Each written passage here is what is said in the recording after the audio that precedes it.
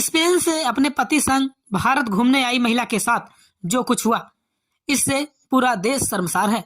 दरअसल ये जोड़ा बांग्लादेश से भारत में प्रवेश करने के बाद दुमका के रास्ते नेपाल जा रहा था। शुक्रवार की शाम स्पेनिश दंपति हंसडीहा थाना के कुरमाहट में टेंट लगाकर रात्रि विश्राम करने लगे।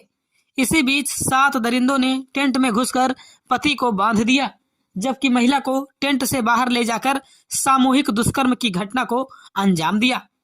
अब इस हैवानियत पर दुनिया भर में भारत की किरकिरी हुई है।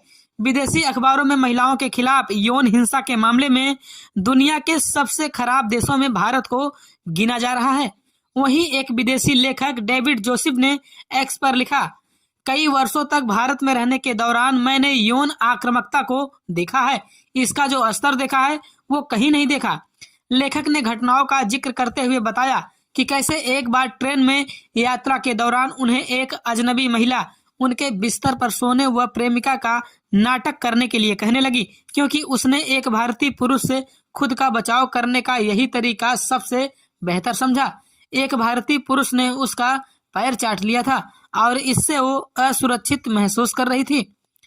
घटना पर अल जजीरा लिखता है कि भारत में महिलाओं पर निशाना बनाकर की जाने वाली यौन हिंसा आम है।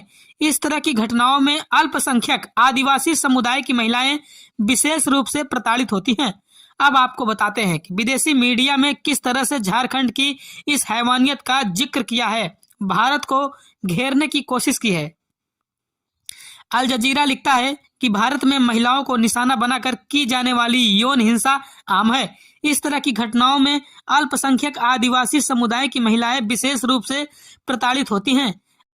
अल जजीरा ने एनसीआरबी रिपोर्ट का जिक्र किया और कहा, 2022 में 31,516 दुष्कर्म के मामले दर्ज किए गए।